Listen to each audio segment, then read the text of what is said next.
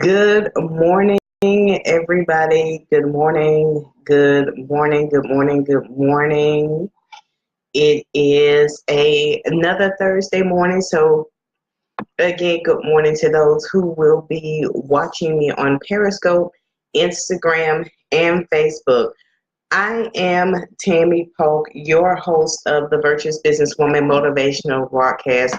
And as always, it is my goal and my joy to use the power of the written word to inspire, encourage, uplift, and equip you to eliminate excuses and excel in life and business.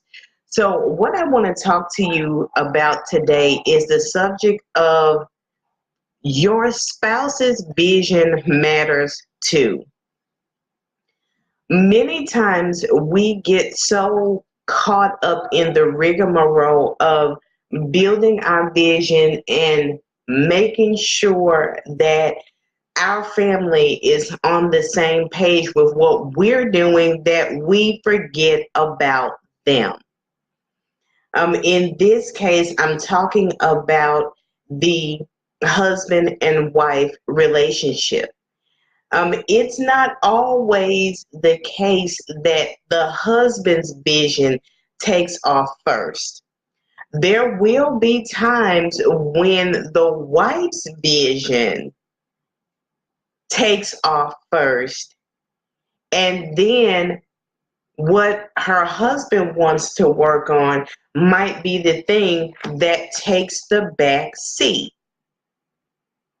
So I'm going to tell you what that looks like. And I'm going to enlist the help of my book, The Virtuous Business Woman, inspired by Proverbs 31, chapter number 13, to do this. So the first thing that I want to say is that you have to use your business to help exalt your spouse. I'm going to try to keep this general so that it can go both ways. But what does that mean? That means that you use your business to create opportunities for your spouse and also give them credit for the skills and the talents that they have used to help push your business forward. Even though it's yours, there should be allowances for them to be involved because you know them better than anybody. You know what they can do, you know what they're good at. Give them the chance to flex their muscles and to show their skills. It's not all about you, and you cannot do it by yourself. And if you have and are blessed with an understanding spouse who wants to help, you need to let them help. I'll give you an example. My bookstore, which I just recently opened, my husband was the one who came up with the decor plan. That had nothing to do. He researched a style that he thought would fit, and he sent me screenshots. Do you like this? Do you like this? Do you like that? And I would respond, and he would shift based on my responses. So when somebody walks in and say, "Girl, these chairs are cute. Where did you get them?" "Oh, this desk is nice. Where did you get it?" I'm like, "Girl, my husband found." I'm giving credit where it's due. Second of all, your spouse, depending on the scope of your business, may be your first client. Now, I'm about to make y'all mad. Your spouse is serving more than the purpose of you bouncing ideas off of them. What are you doing to help them start something of their own? What are you doing to help them? Are you taking what you have learned to help them get ahead? I'll give you an example. One of my mentors, absolutely love her. Her husband was her first client, and she treated him like a paying client. She does all of his branding. She does all of his marketing. Even though it's his business, she is using what she has learned as a branding specialist, as a marketing expert, to push his vision forward and to help get his business to the next level. She's using what she has learned and is using to build her business to build his entrepreneurial dreams. And that's important because one thing that you cannot do with a spouse who is either trying to get ahead in their career or get their business to the next level or both, you cannot be stingy with what you learn, nor can you treat them any differently than you would a paying client. Yes, that is your spouse. You're like, oh, they'll understand. No.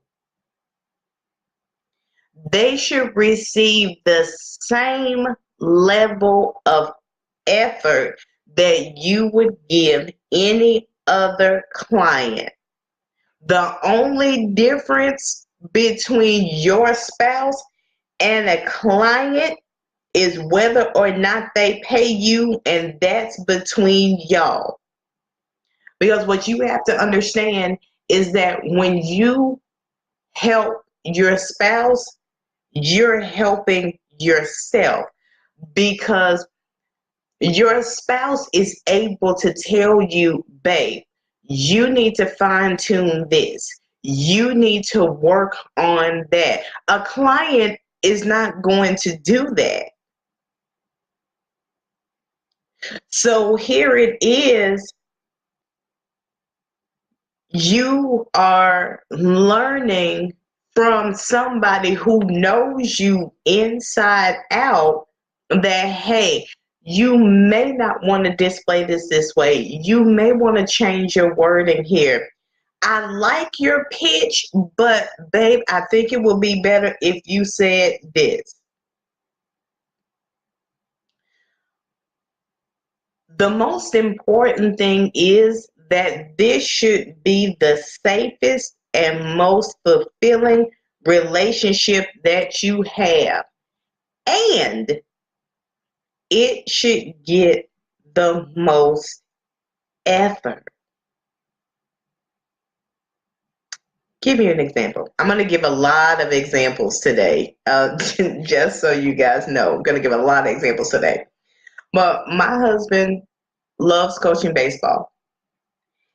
And usually he knows that I'm always writing something. I'm always creating some kind of binder, book, handout, all that kind of stuff.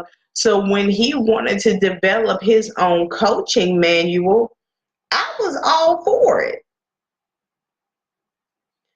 So I helped with the editing, the proofreading, picking graphics that wouldn't get him in trouble, things like that. So those are things that I do in my business that I was able to turn around and use to help him. And in doing that, all of my points kind of run together. So, but it still should be pretty easy to follow. But in me doing that, that shows that I'm supportive of his career and entrepreneurial pursuits. Now, will there be a time when your visions conflict? Yes, it will. However, that's when both of you sit down and work to find that common ground so that neither one of you has to give up what you're doing for the sake of the other. And that common ground is not easy to find because schedules get crossed, emergencies come up, and stuff happens. So that is why it's important that you make sure that you are on and that you stay on the same page at all times. In my bedroom closet, I have a big 2019 calendar on the inside of my closet door. On that calendar is everything that involves me leaving the house. So my weekly Toastmasters club is up there. Any vendor events that I'm doing is up there. My radio show days are up there, even though most of the time I do my radio show from home. If I'm going to my office, I want him to know that. If I'm teaching or working at a school on a certain day, that's on there. And because we're in and out of that closet so much, and it's often one of the first places that we go to during the day and one of the last places we go to at night, I will know if he's got a training. He will know if I have an event. Now, there will be sometimes when I will forget to put something up there, or he will forget to put something up there. And there have been times when I've had to pull out of things because his work schedule is set. So many times there's nothing that we can do other than me pulling out of something that I've committed to. But on the flip side of that, there have been days where he's called his boss and he said, "Look, I know that it's, this is such an important time or whatever, but can you give me a little leeway? My wife has an event. I'm going to be about 15 minutes, 15 minutes late." That's a risk that I am appreciative that he's willing to take. It doesn't always work out. However, when you are supportive of your spouse's vision, you're willing to take those kinds of risks sometimes. It may not always work in your favor, but I guarantee you it speaks volumes to your spouse because you tried. May not have worked, but you tried. Next thing, have your spouse's best interest at heart. Don't try to take their vision out from the inside. Don't intentionally try to bring their business down. If things are picking up for them and they're achieving the level of success that they want to have, don't let that cloud your judgment. Don't start coming for them, and refusing to help them just because what they're doing is moving forward and moving faster and doing better than yours is at the time. Because what you have to understand is that what they are doing to help you and to help sustain the household. That's more important than anything. Not only that, don't refer them to subpar people when they have a need simply because you're jealous. Don't send them to somebody that's going to screw them over, that you know is going to screw them over, somebody that you know you've had a bad experience with. Don't do that. And even further than that,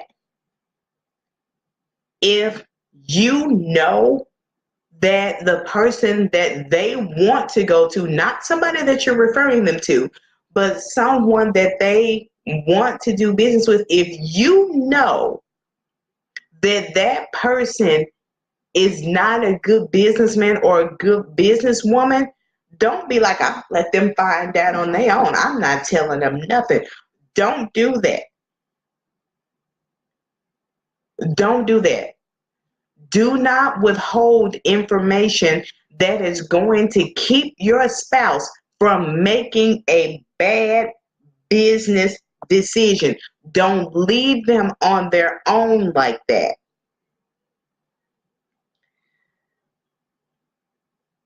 You should be doing things behind the scenes to help them, even if they don't want the help, or say that they don't need it, or say that they have it all together. Because as they're building, they may not be at the stage where their rose-colored glasses have come off yet. So it's important for you to pay attention to the stuff that they've looked over, because no matter how perfect it seems, you might find a little something that needs to be tweaked. And then make sure that if they did look over it, that it's not something vital that needs to be done immediately. If it can wait to be done without hurting their business, then you wait. But if you see that it's something that needs to be done, and the project that it needs to be done for is due in an hour, you might want to speak up and say something about that, to keep them from being embarrassed. And then never, never, never, never, never tell your spouse that you are too busy to help them. There is almost no bigger blow than you can deal to your spouse than to tell them that you are too busy to help them. It shouldn't be that way.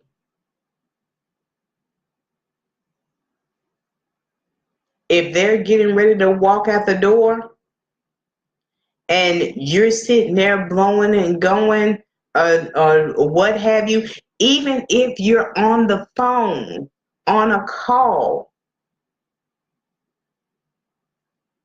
as long as the other person is talking, mute your phone, go give them a hug and a kiss, tell them they have a good day, let them know you'll check on them later, and then unmute your phone and act like you were actually paying attention. If you see them running around, scrambling, trying to get something done, and you see that it's stressing them out and they're starting to snap, or their attitude or demeanor and the aura of your home changes, put your phone down, put your computer down, ask them what's going on and how you can help. Even if they say, I got it, help them.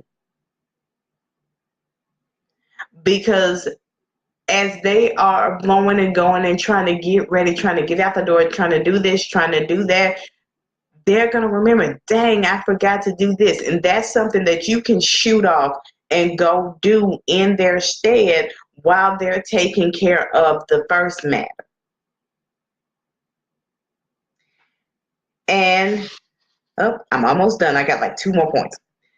So as hard as it may be, you have to realize that your spouse's career or entrepreneurial pursuits are just as important as yours, and that they deserve the same, if not more, support as they give you. You've got to understand that it is not all about you, and that the limelight is not only for you.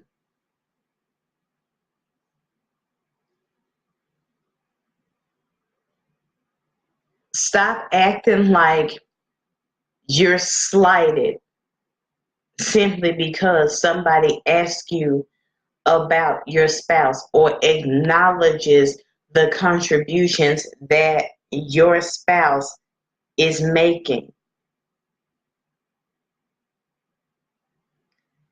Learn how to professionally coexist with your spouse.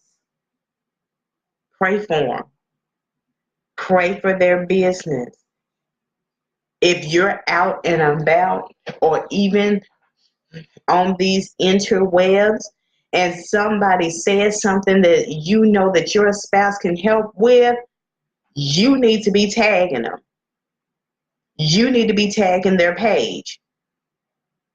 If that person is willing to hop on Messenger and talk, start that group chat and say, hey, babe, this is so-and-so. She says she needs blah, blah, blah, blah, blah. And I know, that you start doing thus and so. So I'm making introductions. As soon as y'all start talking, I'm out. Recommend them to people that you know need them. If you are looking through Facebook or Eventbrite for different events, and you come across something that your spouse needs to be at, tell them about it. Better yet, register them for it.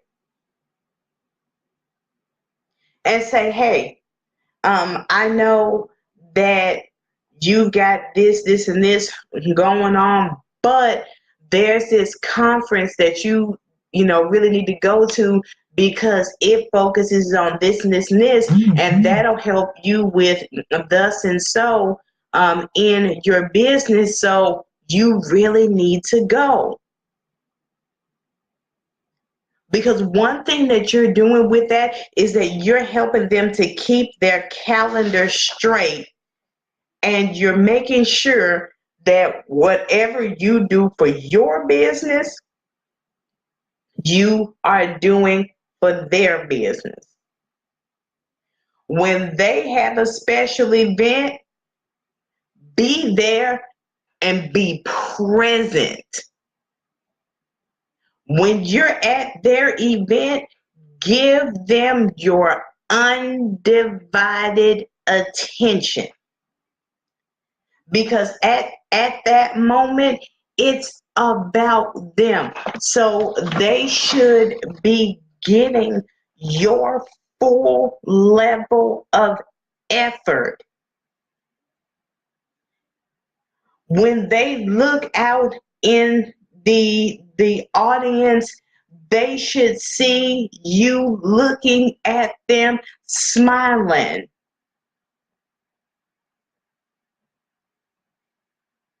They should know or be able to think that, you know what, she has her phone in her hand, but she's probably hashtagging what I just said or tweeting what I just said. So give them, that signal to let them know, yes, I'm still with you, but you just said a word that I need to share right quick. When people see you at your spouse's event, they should see an epitome of a strong, united front. They should look at you and say, well, dang, that's what I'm talking about. That's support right there. That's love right there. And when they tell you how blessed or how fortunate or how lucky you are, you know what? Give your boo they props. It is not going to kill you. I promise. It's not. So, my final thought today is this. I want you to think about how what you do can help your spouse. Reminders. Find ways to support them. If you do any type of strategic planning for your clients, do it for them. The planning that you do for yourself, do it for them. And if you're working on something or you come across something that you think will help them, let them know about it. Ask yourself 5 questions. 1, how can I help my spouse through my business? 2, how can I professionally coexist with my spouse? 3, who am I linked up with that can help my spouse? 4, how can I best support my spouse? And 5, how do I treat my spouse as a client? And if you are saying to yourself, what book did you get that from? This one right here. Virtuous Business Woman, inspired by Proverbs 31. And then to help him get himself in order, pick up the blue book, The Distinguished Businessman, What a Man in Business Can Learn from Proverbs 31. That is my story, and I am sticking to it. You guys know my call-in show this week was a replay due to the upcoming holiday. So we will not have the live feed for my next show because I'll be catching my radio show audience up on what I just shared with you guys. So as always, God bless and Godspeed in all that you do.